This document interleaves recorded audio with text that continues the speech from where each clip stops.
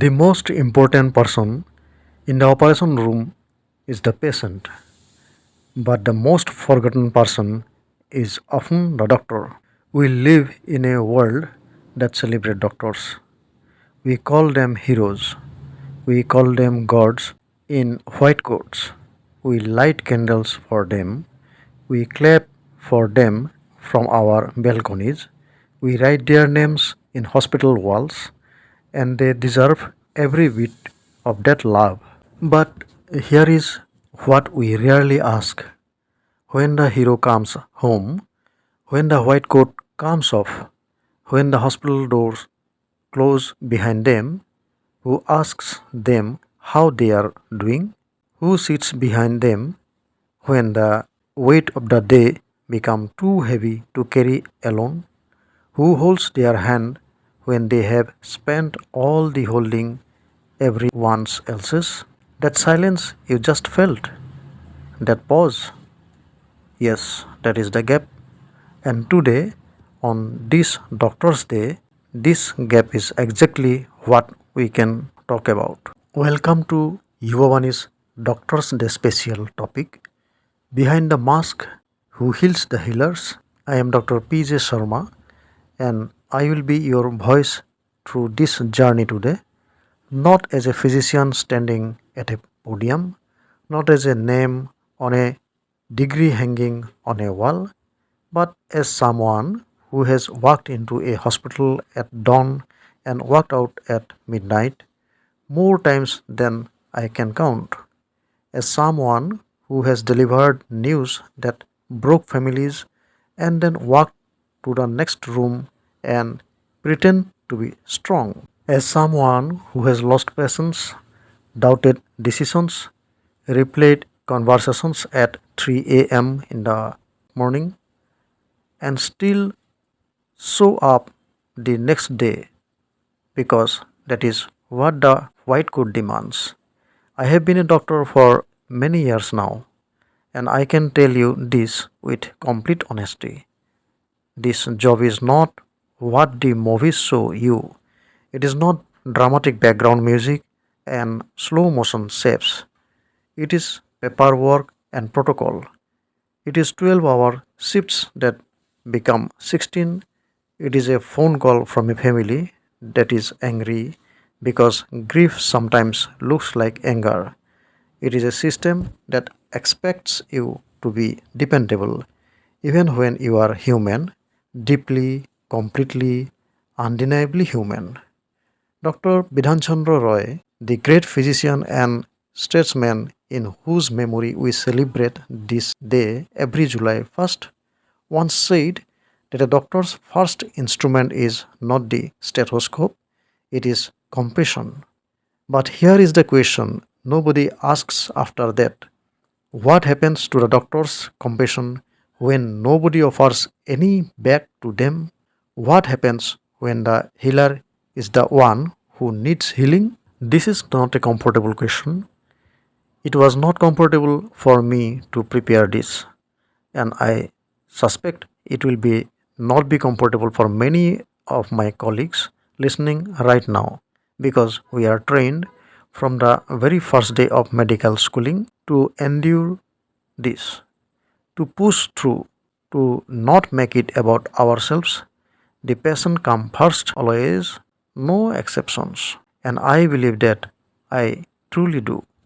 But I also believe, and this has taken me years to say out loud, that a doctor who is breaking on the inside cannot fully heal on the outside. That a healer who has never been healed carries wounds into the very rooms where they are trying to cure others. Today is not just a celebration. Today it is a conversation, an honest one, but burned out and silent, and the masks we wear not just in operation theater but in our daily lives also, about what the medical profession costs its people and about what we as a society, as families, as patients, as friends of doctor can do differently. Doctors are expected to absorb the worst moments of people's lives and then simply move on to the next patient. I want to tell you about a particular kind of morning. It's 6 a.m. The hospital corridor is quiet. A doctor walks in. He has slept perhaps 4 hours. His back aches from yesterday's long surgery. He has not had a proper meal since lunch the previous afternoon. His phone has 17 unread messages, some from patients, some from their families, two from his own children asking when will he be at home for dinner. He puts on his coat, he picks up his files, and he walks into the world.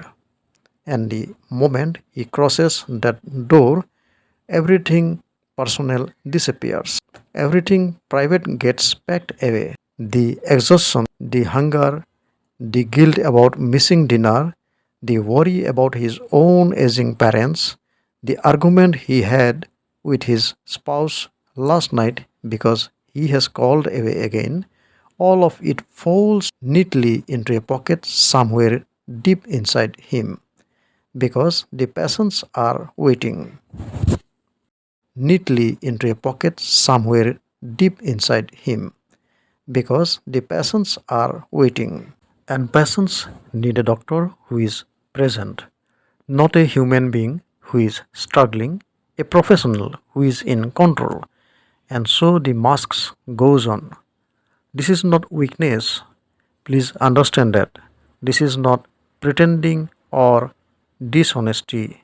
This is something that doctors learn to do because the job demands it, because the alternatives falling apart in front of a frightened person helps no one. The mask is an act of service. It is a form of love, actually. But here is what prolonged mask wearing does to a person. It disconnects them slowly, unnoticeably, from their own inner life. When you spend years training yourself to set aside your emotions in professional situations, those emotions do not disappear. They accumulate, they go underground, and one day, without warning, they surface in ways that are difficult to manage. This is what the medical community calls burnout, and it is not a small problem. Studies from across the world, including India, show that doctor burnout is at near epidemic level. More than 50% of physicians report significant symptoms of burnout at some point of their career. Emergency medicine doctors, oncologists, ICU doctors, those who deal daily with death and crisis report even higher numbers. Suicide rates among doctors may be higher than in the general population.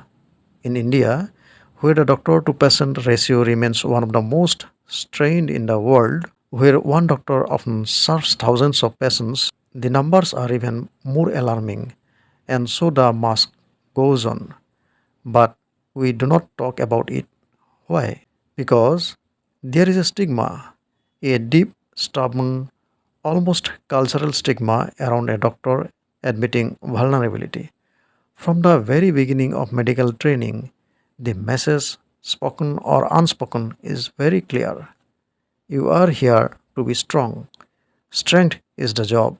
Weakness is unprofessional. And so doctors learn to be ashamed of their own exhaustion. They learn to dismiss their distress as something lesser. Others have it worse. I should not complain. I have felt this myself. There have been long, difficult nights, and the thought that came to me in those moments was not, I need help. The thought was, I need to be stronger. That is what years of conditioning does. I am telling you this because awareness is where change begins. Because if we do not name the weight, we cannot begin to lift it. Every doctor you have ever visited was carrying something heavy, something you did not notice, something they were trained not to show.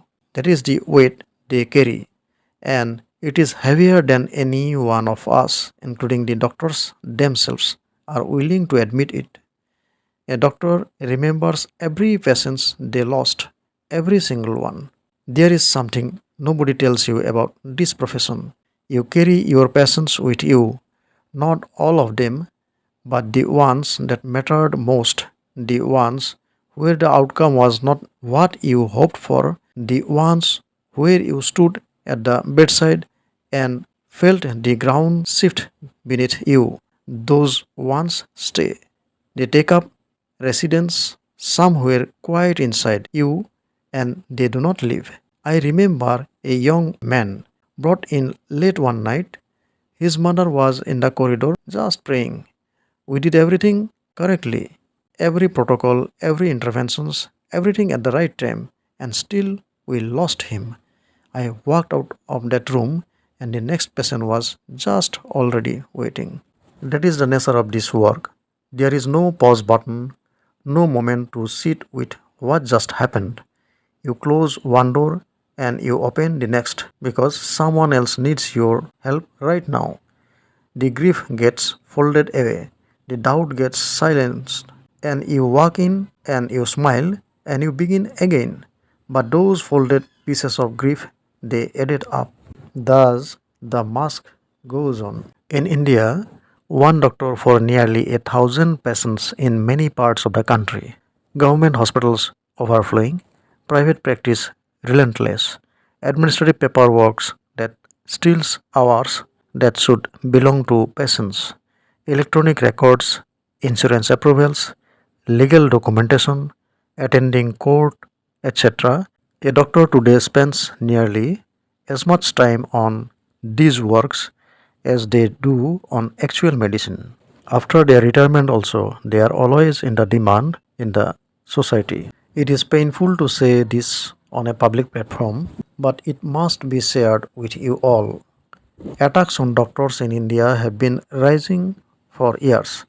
Doctors have been beaten, threatened, had instruments thrown at them by grieving families whose anger had nowhere else to go. And while that grief is understandable, the violence is not. It is never acceptable. Yet the system offers little protection. There are no mandatory rest periods enforced in most hospitals, no structured mental health support for medical staff, no formal channel for a doctor to say without fearing like I am struggling, I need a break. It will be seen as incompetence. But you cannot pour from any empty vessels. A broken doctor cannot build a healthy nation. If you are a patient, the next time you sit across from your doctor, remember that they are person, a tired, trying, genuinely caring person. You do not need to bring flowers. You do not need grand gestures. Just be kind, be patient, say thank you, and just mean it. That 2 second moment of genuine human warmth matters more than what you say. If you are a family member of a doctor, ask them how they are, not how the hospital is. If you are a young medical student, please hear this carefully. Asking for help is not weakness. Talking to someone when you are struggling is not unprofessional. Your mental health is not secondary to your career. It is the foundation of it. Build that foundation now before the weight accumulates. And if you are a doctor listening today, you already know what I am going to say. Just give yourself the same care as you care for the patients. The world needs you well, not just functioning well. The careful self examination is not weakness, that is conscience. And conscience is what makes a good doctor. But conscience without compassion for yourself become cruelty. And you have been cruel to yourself long enough. You gave that gift to countless patients. You are allowed to receive it now. You are to see yourself as a human being first and a healer second. To every doctor who stayed late, came in early, answered the calls at 2 or 3 a.m., held a hand in a dark room, spoke softly to a frightened patient, or cared an unconscious patient. Thank you, doctor. Any medical emergency in the flight or in the running train, they must have to attend. For every time you choose the patient over yourself quietly, without fanfare, without expectation of recognition, thank you. We have come a long way today, and now we arrive here at the end, which I hope for many of you feels more like a beginning, because that is the intention of today. It is not to make you feel guilty as a patient, not to make doctors feel sorry for themselves, not to point fingers at a broken system and walk away feeling helpless, but to open something, a conversation that has been waiting too long to happen, a door that medicine, with all its brilliance and bravery, has been reluctant to walk through. The doctor marked it as we are human too. And if you are someone who has a doctor in your home, maybe a parent, a spouse, a sibling, a friend, put your hand on their shoulder and say, I see how hard you work. I am proud of you. How are you really? Those words cost nothing and they may mean everything. Protect and nurture that person. That person is your society's greatest instrument with a big and very, very kind heart. And to every doctor listening today, rest when you can, ask for help when you need it. Let someone take care of you for a change. You have earned that not just today, but every single day you have shown up for this work. The world is better because you are in it, not just because of your skills, but because of your heart only. The heart that chooses this, the heart that keeps choosing it every morning, every shift, every difficult and beautiful and exhausting days. This has been Yuvanis Doctor's Day's special topic, Behind the Mask, Who Heals the Healers. I am Dr. P J Sharma, and it has been my honor to share this hour with you. Take care of yourselves, take care of each other. That is what medicine has always been about. Thank you.